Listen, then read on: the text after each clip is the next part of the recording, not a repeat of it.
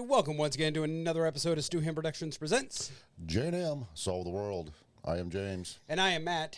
And today we are going to do our special edition, Mother's Day edition. Mother's Day.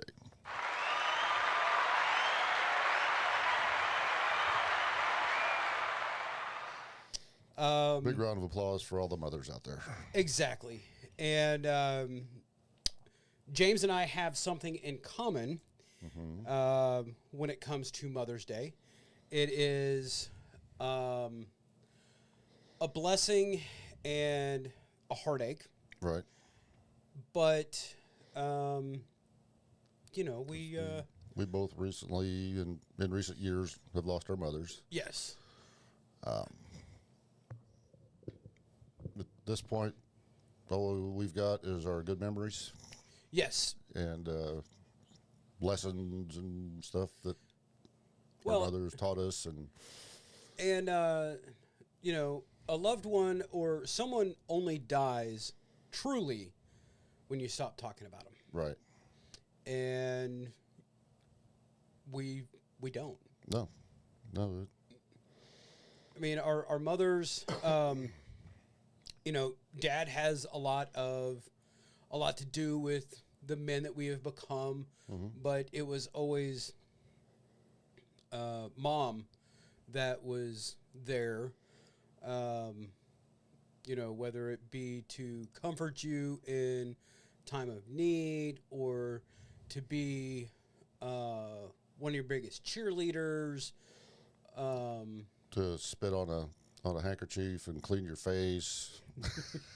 Right before a family photo. Right.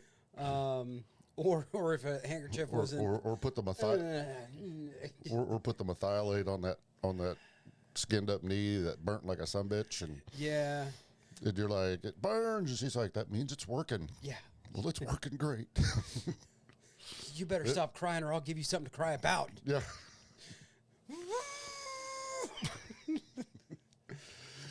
Do I have to get the fly swatter?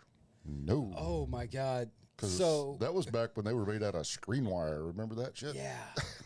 We would do road trips when we would live in Illinois and making road trips down to Missouri. And Mom would have a fly swatter on the front seat. Mm-hmm. And driving down the road 50, 60 miles an hour and just reaching over with that fly swatter and just start Yeah. swinging. All Mom had to do to me was threaten. I can honestly say I don't think she ever laid a hand on me, Yeah. you know, but she threatened, you know. And see, And that's, I believed her, so that's why Yeah. there never was, you and that, know.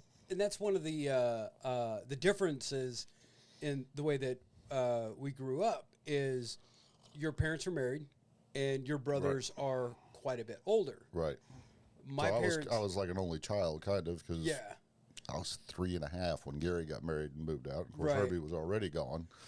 my parents were divorced, and my brothers and I were like 7 years apart. There's 7 year difference between my older brother and my younger brother, and I'm right in the middle. Right. So you know we're all hitting that age where we're Testing the book. Yes, Yes. we're pushing the buttons. Right. Yeah, see, I didn't have any backup. I couldn't blame it on a little brother. Yeah. Did you make this? No. AJ did it. I didn't do it. One of my memories, of course, my dad, he was a truck driver up until I was 9 years old, I think, when he had to retire. But back in the early 70s, you didn't find buffets hardly anywhere. But Dad, he hauled grain from like Iowa to Arkansas and everything. Well, he found a truck stop in Lincoln, Missouri that had what they called a smorgasbord. Ooh. And that was our Mother's Day trip. Me and Mom, Dad, and Gary and his first wife and everything, and we'd make a trip to Lincoln, which as a little kid, I'm going, why are we driving so far for food? But that was like the closest smorgasbord buffet, you know. Right. And that was, I don't know how many years we'd done that, but quite a few, I always dreaded it because it's like, why are we driving so far? Right. Lincoln's really not that far, but to a little kid, it's Might as well be driving across the country. Right. Now, in today's time, it would just be like, whatever. Yeah. Let me grab my phone or my tablet or whatnot, and Right. I'm going to watch a movie. Yeah. You know, I remember... That might have been before air conditioning, too. Oof. I didn't know what air conditioning was until first... I mean, it wasn't before air conditioning, but I don't know if we had it in the car at that time. I'm trying to think. It was like 86, I think it was, like the first time I rode in a family car that had air conditioning. Oh, yeah. My dad and stepmom had gotten an 87 Monty SS. Mm-hmm. And, I mean, brand new car. Right. And air conditioning, and I was like, oh, my God, what is this? This is awesome. Yeah. Of course, too, back in the olden days, a lot of times they wouldn't use the air conditioning. Right. Because that cut your mileage. I mean, gas was freaking 50 cents. Oh, my God. The humanity. Yeah. Or a quarter. I'm trying to remember the lowest gas prices I can remember was probably in the 20s. Because I remember, because I would have been 8, 9 years old in 74 when the gas crunch hit. Mm-hmm. And that's when it made its big jump, you know, over a dime or 15 cents from what it was, and everybody was freaking the fuck out. Yeah, yeah. I remember when we had the band and I was living in Springfield, there was a gas station, because I lived down the road from Bass Pro Shop. Okay. I had an apartment down there, and there was a gas station across from Bass Pro. It was a Shell station, and once a week, all gas prices would drop to 69 cents. Mm. And I remember the first time going in there and filling up, and I'm like, fuck, I put premium in my car. Right. This turbo deserves premium. Yeah. And it came up to be $6.66. Wow. And the gas station attendant's like, dude. You want to squeeze another penny in there? Yeah. Or something. I'm like, no, man, it's a number. Yeah. And then it's like every week after that, I would always stop in there because they would drop the gas prices, and I would only need $6.66. But anyways, my mom, you know, as hard as we had it, electricity being turned off, water being turned off, mom working, 2 or 3 jobs and everything like that, I can honestly say, and I've brought this up to my brothers, no matter how bad it was, the state never came in and separated us. Right. And, I mean, going back and looking at some of the places we lived, and it was just like, man, that place is a fucking hovel. Mm-hmm. How the fuck is that place still standing? And, right. I mean, I've got to say my mom did whatever she could to keep us together. Mm-hmm.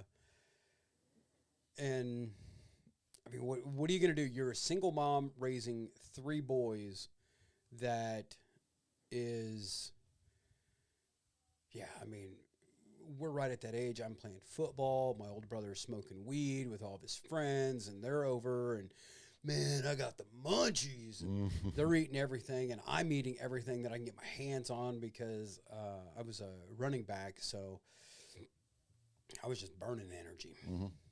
And it's, but I mean, she made it work. She did, yep. And and I'm thankful for the fucked up individual that I am today. Yeah, life is a journey, and even the smallest little thing affects how we become. Right. It's like I told somebody years ago after my second divorce. But anyway, I said, I have no clue what I'm looking for, but I know what I'm not looking for. Mm-hmm. Sometimes the best lesson, because I was talking to Randy the other day at work, and I said, I've worked with some really good body men over the years, and I've worked with some shitty body men over the years, and I've learned just as much from the shitty ones about what not to do, right, as I have with the good ones from what to do. Right. That's kind of a synopsis of life, Yeah. And, I was lucky because my parents were married, and mom was a homemaker. Mm-hmm. So she didn't have to work because Dad worked. And so growing up, until I was 9 years old, I didn't see Dad a lot, especially during harvest, because Harlan Grain, he was Right. making money. You made money while you could. Mm-hmm. And then during the off season, he'd haul potatoes or fence posts or whatever he could get a load of. Yeah. And I remember going to Springfield and meeting him at Tyndall's and spending the night in the truck just to get to see him for a few hours Mm-hmm. because he'd be on the road. So, my growing up was my mom Yeah. and everything. And like I say, we didn't have a lot, Yeah. but we never, I guess you could say we wanted, I wanted shit that I couldn't have, Yeah. but we never went hungry. Right. It might be hamburger gravy Mm-hmm. on a piece of white bread, but we never went hungry. Yeah. Always had a clean, dry place to sleep, and then of course lived out here on a farm, which was cool. I was my own. My best friend, he lived down the road here about 2.5 miles, which was an eternity back then. Oh yeah. When all you had was bicycles, Right. But shit, I'd go out. I played football in the backyard by myself. You throw it up as high as you can and as far as you can and try to run under it. Mm-hmm. Yeah. But I mean, But then Terry, his grandparents just lived down here where Greg and Tracy live now. okay. And he'd come down. Of course, that 2.5 miles west, he was long distance Damn. because the line is HH here. And from HH east is Lewisburg, and HH west is Polk. Mm. So it was long distance call. So every time he'd be at his grandparents, he'd call me up, hey, I'm down here at Grandma and Grandpa's. Cool. And I'd hop on my bike and we'd go do whatever. Go fishing, Yeah. hunting, shooting guns, whatever, Man, And then this is one thing I think you'll remember about my mom. She loved to cook. oh God, yes. Yes, she did. And especially our band practices on Sunday. Big old pot of brown beans or beef roast or potato soup, or it's like, you boys are sticking around for something. Well, yeah. Yeah. Or if we were out here Saturday, like when Chris and I were staying out here, and Sunday morning, your mom would make biscuits and gravy. Oh, yeah. It was hard to get a band practice in after that breakfast. Right. Because it's just like, oh, I don't want to do nothing. Yeah. Food coma. Yeah. Kind of like we've been experiencing the last hour or so. Yeah. Because I don't want to say the newest, but your wife, who happens to be a really great mom, she always takes care of us. Right. And I mean the love that she has for Amanda, and then being a great grandma to I'm sorry, not a great grandma, but a really good. Right. Oh yeah, Yes. No, we're not great grandparents yet. No. It's kind of scary with Cody and Aiden running around now. But I mean, in the way that she is with the animals, and I mean, I don't know about your son because I haven't seen him since he was, well, he's always been taller than me, so. Since he was my guitar tech back in the day? Yeah, since he was a youngin'. I ain't heard from him in about 5 years. But Amanda... I think he's doing well. Yeah. He's got 2 kids. Nice. But that's about all I know. I mean, Amanda is, yeah. And I need to tell her this. Maybe she watches the podcast. Whenever she moved in down here, I honestly didn't know how that was going to work out. Yeah. Just wasn't sure. Right. But now I can't imagine her not being there. Right. It's like when I have to work late at night or something like that. And because she usually stops and visits her mom on her way home from work and everything. And if I'm a little later and she's already went home, if I don't see her for 2 or 3 days, I was like, I miss my bandit. What the hell? Yeah. You know. Yeah. And I mean, and that's nice. And she's a terrific mom to her. I mean, oh yeah, being a single mom raising them 2 boys. 2 rambunctious, Yeah. young men. Great young men. Yes. But there's been some trying times. I think that's pretty much in general with every family, but yeah. of course, when you got a single mom, like you said, Yeah. you push your boundaries. Right. I've got to give props to my stepmom, Tony. She just had colon cancer surgery this past Thursday, and last update I got is she's doing really well. Good. And I mean, with Don't know if they're going to have to do chemo treatments or anything afterwards. right.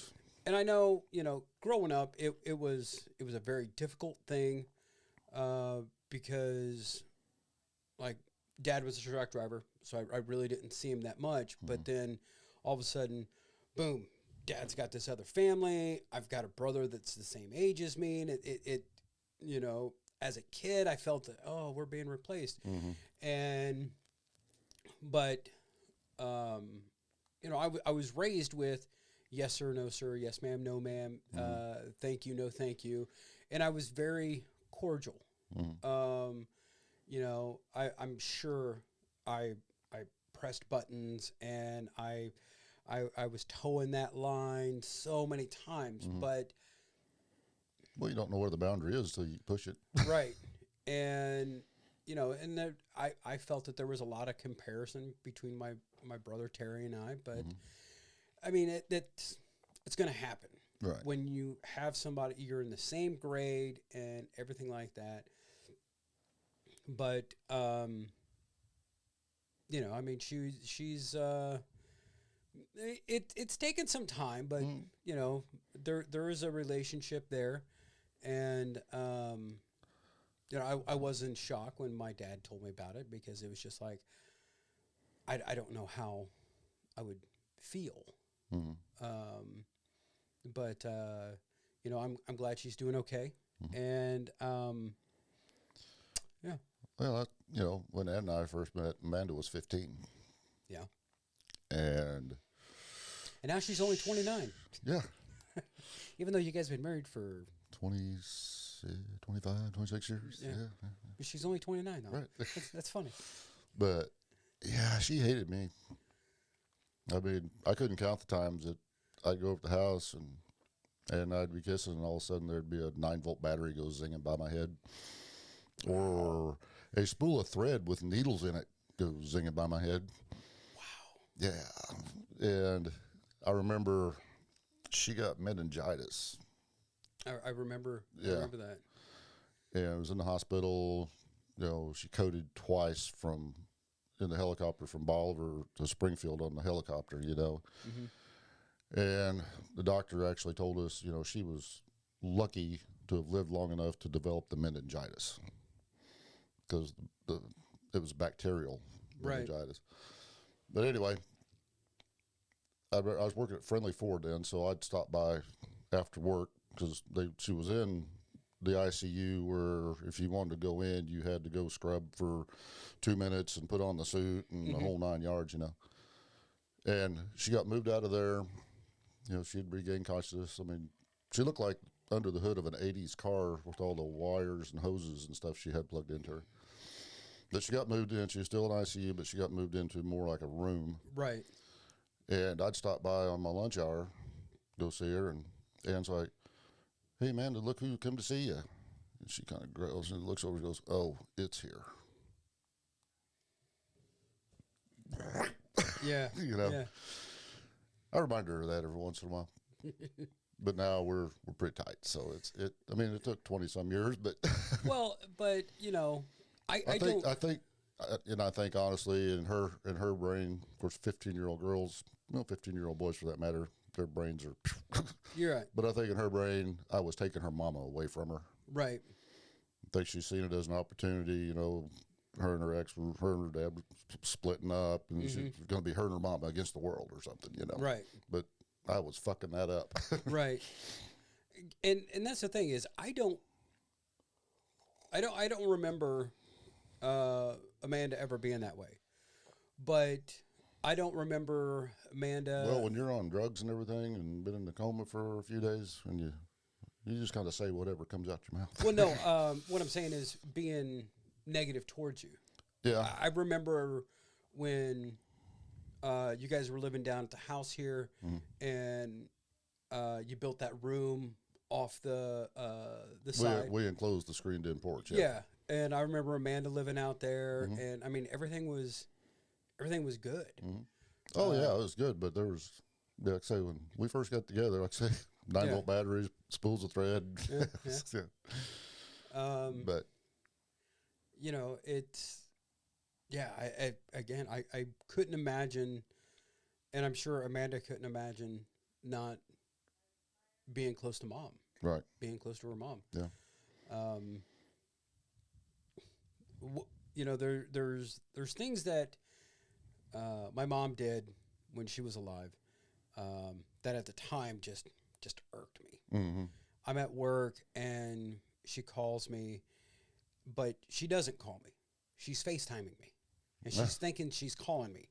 Okay. And she would always do speakerphone, and her phone would be out like this, and I'm looking at my mom's chin, and I'm looking at the little bit of hairs growing on my mom's chin. I'm like, Mom, what's up?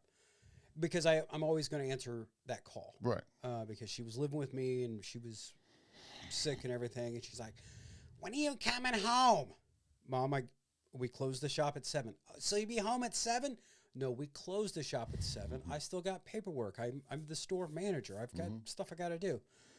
Well, what are we going to have for dinner? Mom, you know I don't eat after 7. Do you want me to stop and pick you up something? Well, I guess I'll just find something to eat here. We just went to the grocery store.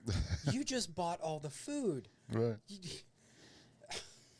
But make a bologna sandwich. You know, there's nothing I wouldn't give, almost nothing I wouldn't give right now to get a call. Right. Get that call. Well, I mean, on my phone, if you go through my contacts, Mom's still in there. Yeah. Gary's still in there. You know, it's when I'm looking for a number, and I was like, see their faces. I'm like, but I can't delete them. Yeah. You know. I wish I still had a voicemail. Right. But another mother that I've got to give a shout out to is my daughter's mom. I don't know if she's going to watch this. I hope my daughter does. But I wasn't there for 14 years. Right. And it was just my daughter's mom. And I've got to say that she did an amazing job raising our daughter. And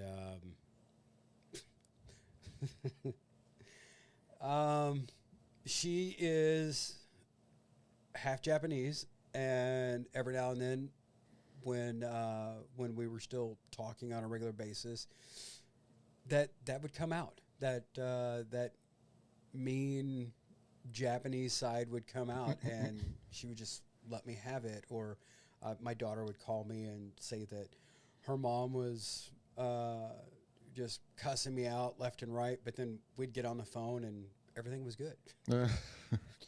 How can you tell if Japanese people are mad? Because that language is kind of rough and abrasive. I mean, no offense. I'm just saying it's just kind of the infliction. Okay. And my daughter's mom, she doesn't speak Japanese, and it's very weird because she's got the olive skin, but she doesn't have the almond-shaped eyes. Okay. Her and her brother don't have the almond-shaped eyes. Her 2 sisters do. And I met her mom. So she almost looks Polynesian-ish, kind of. I would be honestly, Native American. Okay. Yeah, I can see that. The dark skin, she had black hair when we got together, and she still kind of dyes her hair black still, but Right. yeah, it's very, it's it's a lighter shade. Yeah. I'm just gonna say that it's a lighter shade. Kind of like yeah, there's a little bit of pepper sprinkled in that salt. Salt, yeah. Yeah. You know, and a lot of the moms of my friends growing up in Illinois, Ellen Walk, Peggy McLean. I mean, they were instrumental. And I didn't realize this, that my older brother knew my friends Aaron and Chad knew their older brothers because they went to school together. Mm-hmm. And my older brother would go to Ellen and Peggy and ask if I could stay because we didn't have food or the electric was out. And I didn't know anything about this. I thought I was just Go spend the night with your friends. yeah. Yeah. And I mean, Chad and Aaron and I, we were all on the football team together, and I mean, we were best friends in Illinois, and I mean, we were always together. It's like Chris and Bez and I, where you saw one, generally you saw the other two, Right. and I mean, going to high school here, we were all very close, and it was a lot different down here because. I only met Terry a few times, Chris's mom. Yeah, because they got divorced shortly after you guys started hanging out, didn't they? Or No, they were already divorced. That's right. Yeah. And I only met Vez's mom once when we went to Oklahoma our senior year, but I knew Gary. Right. I knew Vez's dad, Donnie.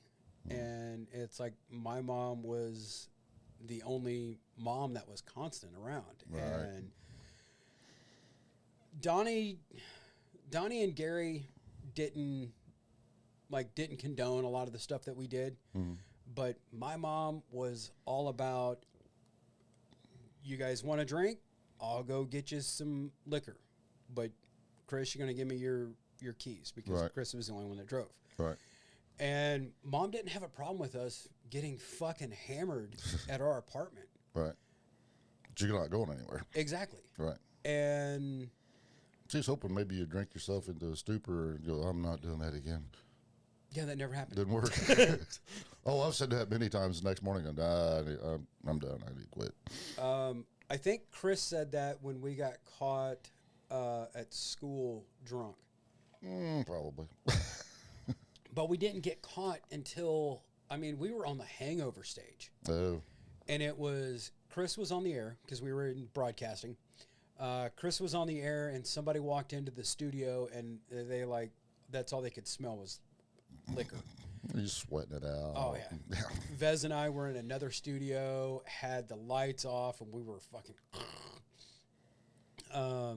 my mom worked at what used to be the nursing home where CMH is now from the high school in Buffalo. Okay. She walked across the street, and she was like, oh, bam! Oh, my God! Rah, rah, rah, rah. And, of course, Gary was there, and he was flipping out, and... Vez told him that he didn't know the number where his dad worked because his dad was an old Marine, like post-Vietnam era Marine. And yeah, Vez had to dig a 6x6x6 hole, fill it with trash, fill it back up, and then dig another one. I sat at the house, picked up extra shifts at Sonic because my mom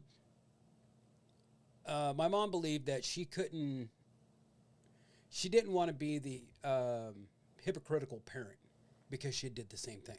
She just didn't get caught. And then, of course, Gary told Chris that he couldn't hang out with us, but that didn't last very long. Right.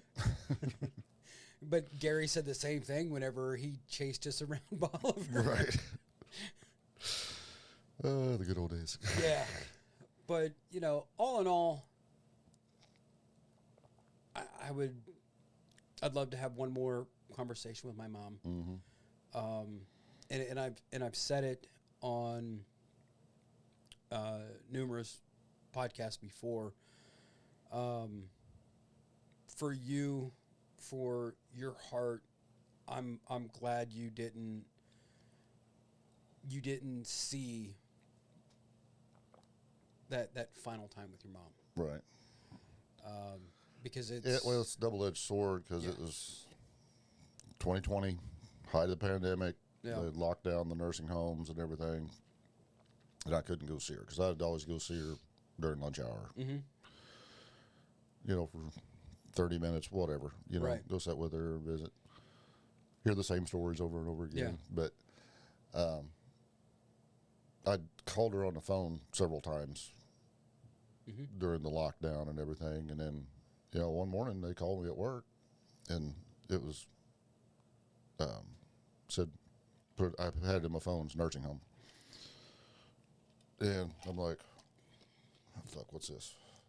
I'm like, hello, and she's like, James. I'm like, yeah. She goes, this is so and so from Colonial Springs. I just wanted to tell you, your mom had a spot on her leg. We wanted to get an X-ray of and everything, and she goes, the X-ray people came in, they done the X-ray, and she goes, I went back in to check on her, and she passed away. And I'm like, what? I said, repeat what you just said to me. Yeah. And she told me, and she started crying because they love my mom. I mean, Right. Who didn't? yeah. And I'm like, was she sick? You know, I'm thinking, did she have the COVID? She's like, no, she had a little bit of a cold, but she wasn't. And I guess talking to Herbie later, he talked to him, and I guess when they came in to do the X-ray, she was flirting with the X-ray technicians and everything, and then they left, and she went over and went to sleep.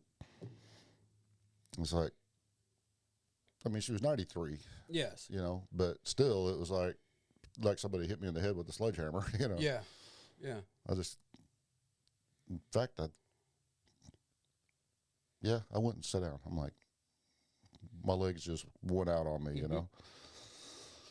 And I called Ann, and I said, go call Herbie or go down and talk to him. And, well, they were both out mowing their yards and whatever. And because then I called Chris, and there we were. Which was a heck of a way to get the family together during a pandemic. Yeah. For a funeral. Yeah. You know, but When Mom was in the hospital, the gym I was going to was right by the hospital. mm-hmm. So I'd go work out, and then before going to work, I would come up and I would spend 15, 20 minutes with Mom, and then I'd head to work. And then after work, I would come up and I would spend, 30, 45 minutes with Mom. And at first, when she was in the ICU, because she was very lethargic when they came and got her at the house, and she was just sleeping a lot, and they had gotten her oxygen level and everything. And one night I came in, and she was telling me about this cute little blonde nurse that had these tattoos, and that Mom was telling her all about me. And I'm like, okay. Came in the next morning, Mom didn't remember anything about that conversation. Yeah. What's kind of funny about my mom, when I go visit her, she, like I say, she had early stages, dementia, and all that stuff. And she'd tell me something, a story from 40 years ago or whatever. And then a little bit later she'd do it, or she'd ask me something, I'd tell her, and then a little bit later she'd ask me the same thing. Right. But when I talked to her on the phone, it was like she was more there. Right. I don't know what it was, if she concentrating on the phone. The one blessing I do have to say is I never walked in there where she didn't know me. Yeah. That would have just broke your heart. Oh, yeah. But she always knew me. Now, she might not remember things right quite the right order or whatever. Fuck, I don't remember things quite the right order anymore either. But yeah, it's like, I don't know. It's like I say, one more conversation, would be awesome. Yeah, there's talking to my brothers, and we've done it every year since, on her birthday and her angel day, if you will. And it's always like my younger brother and I will sit there and talk, and there's been like big things happen with his kids, and he wants to pick up the phone and call mom. Mm-hmm. Oh yeah. Because mom would always sit there and listen, or if he's having a hard time with something, mom would be the one that would listen and just let him vent. Or you buy that new car, new to you or whatever, and you go, oh, I got to go show mom. Yeah. Yeah. Um, I'd done that for years. After Dad passed, I'd be out in the barn now, but it was the garage back then. I'd be looking for something and couldn't find it. It's like, I should have asked Dad. No. yeah. You know, It's got to be here somewhere. I feel, yeah, I mean, it's your mom. Mm-hmm. And without her, we wouldn't be here. Right. You know, without... It's kind of like Rogan says to women that don't feel important. He's like, you make all the people. Yes. Not a person on this planet was born without a woman. Right. And I mean, how many shows did your mom come to of ours? Oh, every one of them, I think. If she, even in Branson, Jackal. Was she there? Yep. Terry brought her down. Ah, okay. Yep. Because I was like, I don't remember her being in the hotel. The tattoo convention. I think that was one that she didn't. She didn't make that one because that was out in Wichita. Yeah. I'm pretty sure, she was at the Rock and R show. Well, you weren't here then. Yeah. She might not have made those shows up, the Rock and R or Devil's Elbow. I think she made one of the Devil's Elbow shows. Yeah. But, yeah, she, and she was, her favorite music was big band, but she wanted to see us. Right. So. And it was She weird. made all the Southern Star shows. Oh, yes. And, I mean, even when we opened up for Naked Zoo and Malachi and Clan of the Cave Bastards. No, they opened for us. Well, yeah. Bumpin' Uglies. Yeah. That very first one that was just like, what the fuck are we doing? Hard Knocks opened for us. Yeah. We should have opened for them. Yes, we should have. We should have opened a lot of shows. Right. So we could maybe have tried to steal some of their fans. Right. Exactly. Well, I think before we get too emotional, I think we can leave it on a high note. And to all the mothers that are watching out there, all of our tens of listeners and tens of subscribers, if you like our content, give us a thumbs up, leave us a comment, let us know. If you didn't like our content, thank you, fuck. Give us a thumbs down, but leave us a comment and let us know what you liked, what you didn't like. What can we do to make this show better? Right. And whether we'll take your advice or not, who knows? Well, maybe we'll give you a shout out. Yeah, there you go. But you have just... Why don't you go ahead and do a shout out then?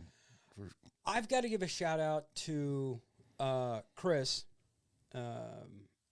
Chris S. We'll leave it at that. Yes, our 7 Mary 3 cover of Cumbersome was by far one of the greatest, and the Hell Yeah cover of I Don't Care Anymore. I Don't Care Anymore, because Diamond laid down the lead tracks to that with Vinny years ago, and they were able to use his solo, which was fucking awesome. To Stacy M, I am glad that you like our content. Keep watching. Share us with your friends. To Howie S, you may have to wear a wig and makeup, but you got to learn to play the drums before you can be our drummer. Yeah, I mean, those are the ones that I can remember off the top of my head. Of course, if he gets moved out here, we have a drum kit out there in the garage, and there's no excuse for not practicing. Exactly. Then YouTube tutorials, which that'd have been nice back in the day, wouldn't it? Back when we first started playing and everything, it's like, how do you play this song? There it is. Just a smartphone to where I could pull up any tab. Right. Yeah. instead of searching through finding a music book. Or just listening to the record and trying to figure that shit out. Yeah. What note is that? I don't know. But you have just watched the Mother's Day special of Stu Him Productions Presents J&M, Solve the World. I have been James. And I have been Matt. And until next time, you keep one fist in the gold, one foot in the gutter, and give your mom a big hug and kiss at least. But until next time. Better take her out for dinner. Yeah. Yeah. But we'll be seeing you. Love y'all.